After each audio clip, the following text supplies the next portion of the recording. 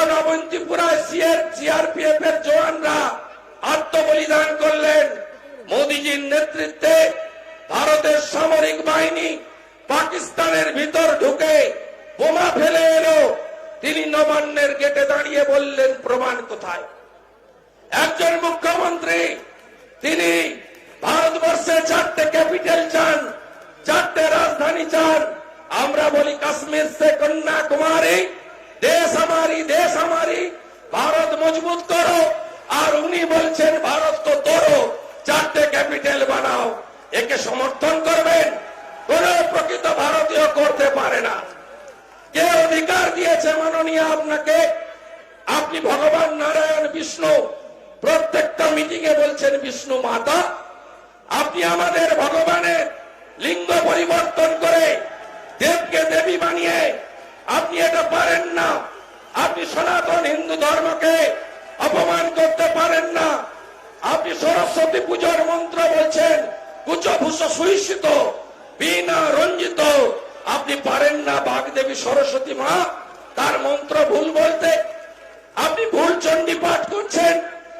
আপনি তো কলমাটা ভুল পড়েন না। কয়েকদিন আগে এগরার সভায় লা ইলাহা ইল্লাল্লাহ মুহাম্মদ রাসূলুল্লাহ, আপনি কলমা ভুল পড়েন না, কিন্তু হিন্দুদের মন্ত্র ভুল পড়েন। আমরা এগুলো চাই না। আপনার ভাঙা পা নাটক দেখতে চাই না। আমরা চাই দুহাতে দুটো রিপোর্ট কার্ড। কত চাকরি নিলেন 10 বছরে? চাকরি নাই, তৃণমূলের ভোট নাই। কত শিল্প আনলেন? শূন্য। আপনার রাজ্যে শিল্প এলো না। ভারতবর্ষের 10 কোটি লোক পিএম কিষাণ পেল, সবচেয়ে বেশি পেল যোগীজির রাজ্য উত্তরপ্রদেশে। আপনি আমাদের কৃষকদের পিএম কিষাণ দিলেন না। 10 কোটি 74 লক্ষ লোক আয়ুষ্মান ভারত পেল, আপনি আমাদের রাজ্যে চালু করলেন না। এবারে আপনাকে যেতে হবে, সোনার বাংলা হবে, ডবল ইঞ্জিন সরকার হবে। মোদীজির আশীর্বাদে যোগীজি যা চায় নন্দীগ্রাম বাংলা তাই করবে।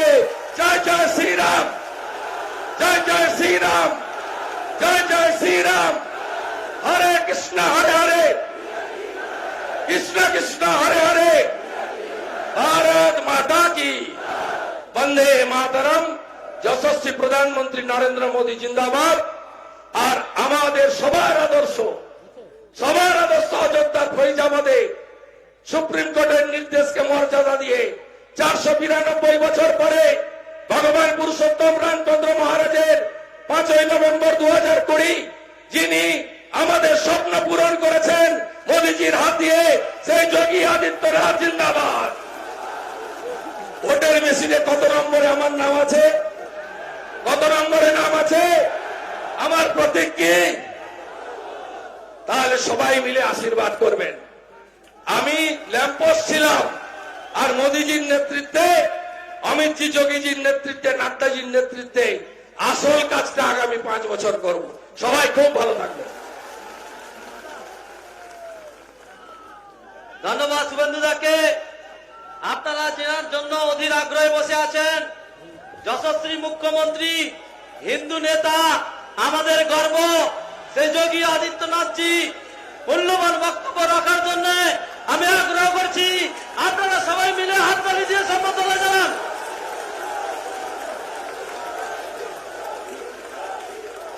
भारत माता की, भारत माता की, भारत माता की। वंदे वंदे वंदे।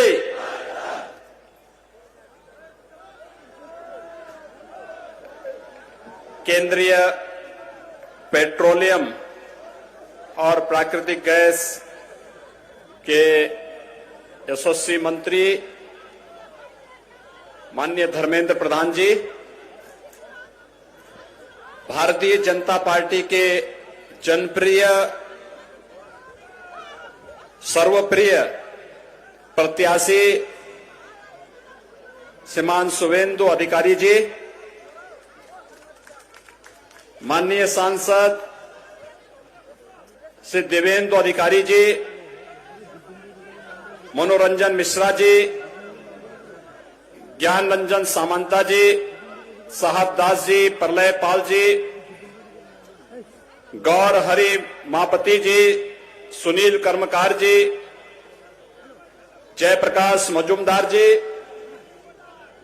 और इस नंदी ग्राम में आज भारी संख्या में शुभेंदु अधिकारी को अपना आशीर्वाद प्रदान करने के लिए उपस्थित है इस क्षेत्र के सभी भाइयों बहनों, मैं मर्यादा पुरुषोत्तम भगवान श्री राम और भगवान श्री कृष्ण की भूमि से रामकृष्ण परमहंस की इस धरती को कोटि कोटि नमन करने के लिए आया हूं। मैं इस अवसर पर आप सबका हृदय से अभिनंदन करता हूं, स्वागत करता हूं। भाइयों बहनों, बंगाल की धरती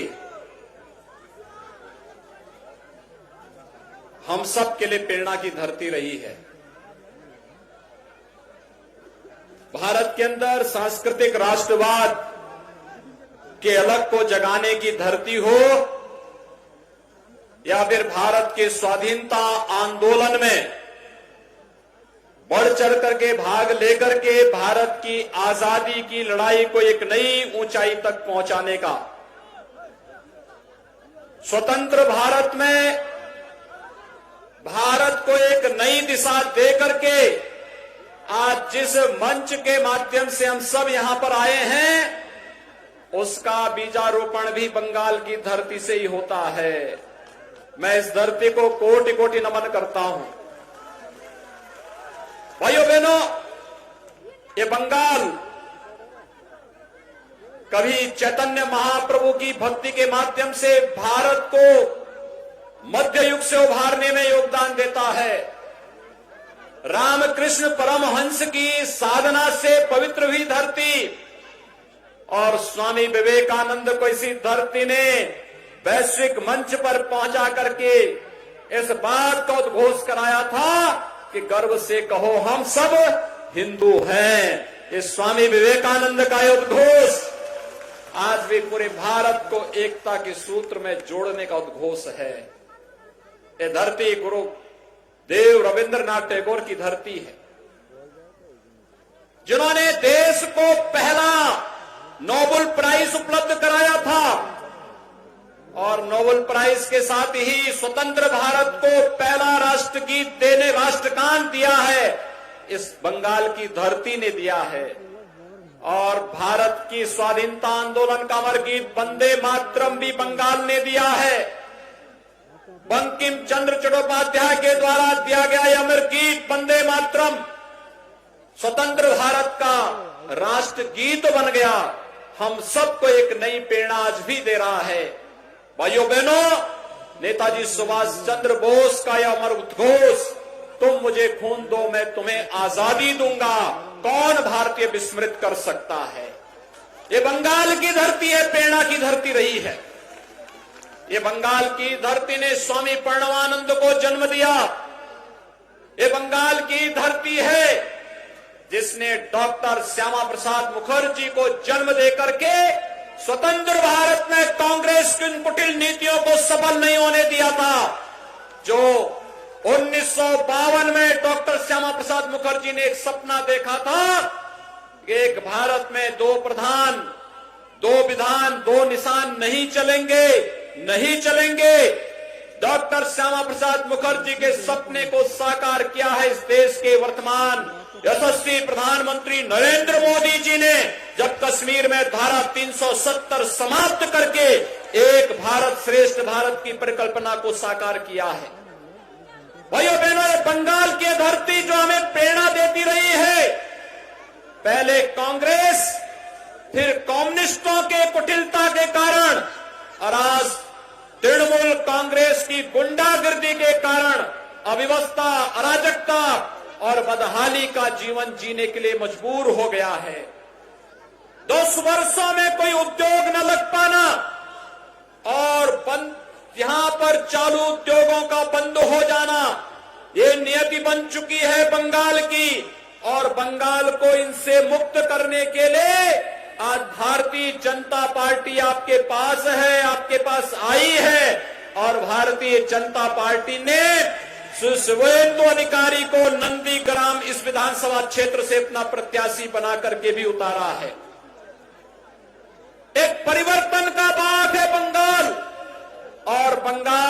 परिवर्तन की बेला में आप सबका आह्वान करने के लिए हम लोग आए हैं।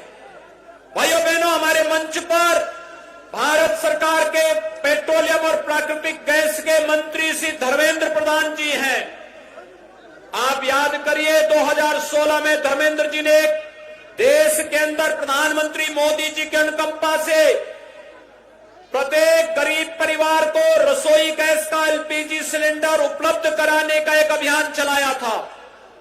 भाइयों बहनों, उत्तर प्रदेश के अंदर 1,56,00,000 परिवारों को इस सुविधा का लाभ मिला।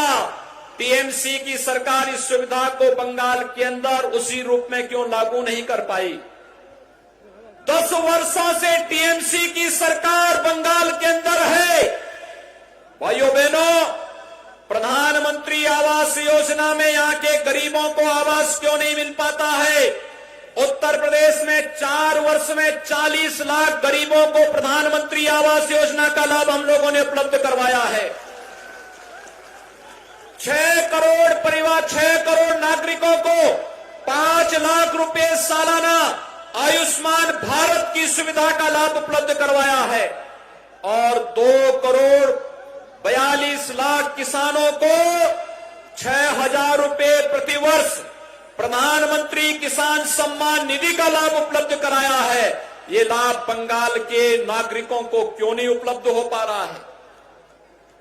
उत्तर प्रदेश में करोड़ों नौजवानों को रोजगार और सरकारी नौकरी उपलब्ध कराई जा रही है, लेकिन बंगाल के अंदर नौकरी भी नहीं और रोजगार भी नहीं। यहां पर हाईवे नहीं, रेलवे लाइन भी नहीं बिछने देती है। AIIMS, IIM, IIT, medical colleges की श्रृंखला नहीं खड़ी हो सकती, क्योंकि दीदी का तो इसमें कोई विश्वास ही नहीं है। दीदी का तो विश्वास है कि जय श्री राम को बोलने पर प्रतिबंध लगा दो।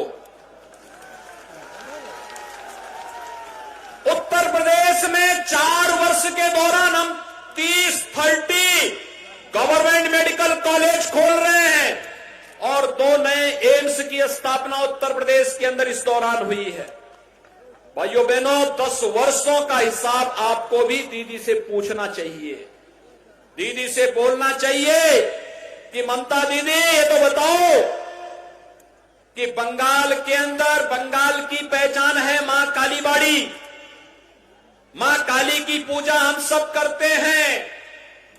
2 वर्ष पहले बंगाल के अंदर दुर्गा पूजा को प्रतिबंधित करने का कार्य हुआ था और तब बंगाल के माननीय उच्च न्यायालय ने एक आदेश जारी किया था कि उत्तर प्रदेश में अगर दुर्गा पूजा हो सकती है तो बंगाल के अंदर क्यों नहीं हो सकती है। और यही पूछने के लिए मैं फिर आया हूं। उत्तर प्रदेश में हमने किसी पर्व और त्योहार को प्रतिबंधित नहीं किया, लेकिन दुर्गा पूजा को पूरी भव्यता के साथ आयोजित करने का कार्य किया। सरस्वती पूजा पे कोई प्रतिबंध नहीं। उत्तर प्रदेश की आबादी 24 करोड़ है। जितनी उत्तर प्रदेश की आबादी, जितने उत्तर प्रदेश के अंदर आबादी है, उसमें हम लोगों ने किसी को रोका नहीं। आप त्योहार मनाइए, दुर्गा पूजा भी करिए, सरस्वती पूजा भी करिए, कावड़ यात्रा भी निकालिए, रामलीलाओं का आयोजन भी करिए, रोजगार और नौकरी भी देंगे, किसान सम्मान निधि भी देंगे, हर गरीब को मकान भी देंगे, हर गरीब को शौचालय भी देंगे, हाईवे बनेगा, रेलवे बनेगा, एयरपोर्ट बनेगा, एम्स बना है, बन रहा है, आईआईटी बन रहे हैं, आईएम बन रहे हैं, मेडिकल कॉलेजेस की श्रृंखला खड़ी हो रही है। आखिर ये सब बंगाल के अंदर क्यों नहीं हो सकते? भाइयों बहनों, प्रश्न एक ही है और वह उस प्रश्न का उत्तर आज ममता दीदी से बंगाल की जनता को पूछना ही चाहिए। मैं अभिनंदन करूंगा शुभेंदु अधिकारी का, जिन्होंने साहस दिखाया है और उन्होंने भारतीय जनता पार्टी के समर्थन में आकर के आज उन्होंने बंगाल के हित के लिए अंगड़ाई ली है। डॉक्टर श्यामा प्रसाद मुखर्जी के सपने को साकार करने का बीड़ा उठाया है कि हम बंगाल को बचाएंगे भी और बंगाल को प्रधानमंत्री मोदी जी की भावना के अनुरूप सोनार बांग्ला बना करके बंगाल को समृद्धि के पथ पर अग्रसर करके यहां के नौजवानों को रोजगार भी देंगे। एक नया अभियान है और इस अभियान के साथ हम सबको जुड़ना पड़ेगा। भाइयों बहनों, मुझे याद है आज से 14 वर्ष पहले इसी नंदीग्राम में कम्युनिस्टों ने कितनी बड़ी हिंसा की थी। वे शहीद परिवार भी मुझे मिल रहे थे। उन परिवारों की स्थिति को देख करके हृदय हमारा गर्वित हो रहा था। वे लोग नंदीग्राम के लिए और बंगाल के लिए शहीद हुए थे, लेकिन 10 वर्षों में इन शहीद परिवारों के कंधों पर बंदूक रख करके सत्ता प्राप्त की ममता दीदी, लेकिन शहीद परिवारों की भावनाओं के अनुरूप बंगाल को बनाने में पूरी तरह विफल रही है टीएमसी की सरकार। उन्हें बंगाल के विकास की चिंता नहीं, बंगाल के नौजवानों के लिए रोजगार की चिंता नहीं, बंगाल के किसानों की चिंता नहीं, बंगाल के बहन बेटियों की चिंता नहीं। उन्हें चिंता है तो घुसपैठियों को संरक्षण देने का है। और बंगाल के अंदर गो हत्या पर भी वे प्रतिबंध नहीं लगा सकती, क्योंकि उन्हें भय है कि उनका वोट बैंक ही खिसक जाएगा। उन्हें चिंता है इन सब बातों की। कहां है बंगाल की धरती जिसने मध्य युग में चैतन्य महाप्रभु की वैष्णव भक्ति से पूरे बंगाल के साथ ही उड़ीसा को और उत्तर भारत को अपने में समाहित कर दिया था। कहां ये बंगाल जिस बंगाल ने स्वामी विवेकानंद को पैदा करके पूरी दुनिया के अंदर भारत की सनातन वैदिक संस्कृति का डंका बजाया था। और यही बंगाल जब हम सिंगापुर में जाते हैं, जब हम भारत के सुदूर अंडमान निकोबार द्वीप समूह में जाते हैं, वहां भी आज हमारी कानों में एक ही आवाज सुनाई देती है। वो आवाज होती है नेताजी सुभाष चंद्र बोस की कि तुम मुझे खून दो, मैं तुम्हें आजादी दूंगा। ये बंगाल की आवाज जो भारत के अंदर कभी भक्ति आंदोलन का कारण बनी थी, कभी देश के स्वाधीनता का आंदोलन बनी थी, कभी कश्मीर को बचाने की आवाज बनी थी, आज वो बंगाल की आवाज को टीएमसी ने बंगाल के अंदर ही दफन करने का काम किया है। और उसको उभारने के लिए शुभेंदु अधिकारी जैसे युवाओं ने अंगड़ाई ली है। और इसलिए भाइयों बहनों, हम सबको इस अभियान के साथ जुड़ना होगा। प्रधानमंत्री मोदी जी के नेतृत्व में एक भारत श्रेष्ठ भारत बनने की ओर भारत तेजी के साथ आगे बढ़ा है। याद करिए, राम मंदिर आंदोलन में आपके बंगाल के नौजवानों ने बढ़ चढ़ करके भाग लिया था। कोठारी बंधु बंगाल में ही पैदा हुए थे, जो राम मंदिर आंदोलन में अपने आप को शहीद किए थे। और कोठारी बंधुओं की शहादत का स्मारक आज भी अयोध्या में है। आज कोठारी बंधुओं की इन भावनाओं को, उनके सपनों का अयोध्या में भगवान राम का भव्य मंदिर निर्माण का कार्य प्रधानमंत्री मोदी जी के कर कमलों से प्रारंभ हो चुका है। भाइयों बहनों, 500 वर्षों का एक लंबा संघर्षों का इतिहास है अयोध्या में राम मंदिर का। राम भारत की श्वास श्वास में बसे हैं। भारत के अंदर स्वयं नारायण के अवतार हैं भगवान राम, भगवान विष्णु के अवतार है भगवान राम। राम भारत की मर्यादा है, भारत की संस्कृति है, भारत की संप्रभुता है। भारत के अंदर हर व्यक्ति, हर नागरिक राम के साथ जुड़ करके गौरव की अनुभूति महसूस करता है। लेकिन राम का विरोध ममता दीदी बंगाल की धरती पर करती है। कहती है जय श्री राम का नारा मत लगाओ। क्या आप लोग ममता दीदी की भावनाओं से सहमत हैं?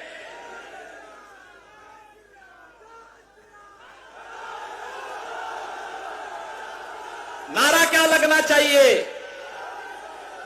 आप सभी लोग सहमत हैं? जय श्री राम के नारे से सहमत हैं? दोनों हाथ ला करके मेरे साथ बोलेंगे, जय जय श्री राम।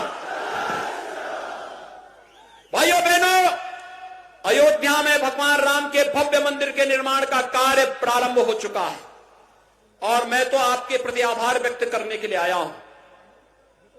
अभी पूरे देश के अंदर भगवान राम के भव्य मंदिर निर्माण के लिए निधि समर्पण का कार्यक्रम हुआ और बंगाल की धरती ने बहुत अच्छा समर्थन इसमें किया है। इसके लिए मैं बंगाल के नागरिकों का आभार व्यक्त करने के लिए आया हूं कि राम मंदिर निर्माण के लिए जो योगदान आपके द्वारा दिया गया है, बंगाल में भारतीय जनता पार्टी की सरकार आने दीजिए, दो काम जरूर होंगे।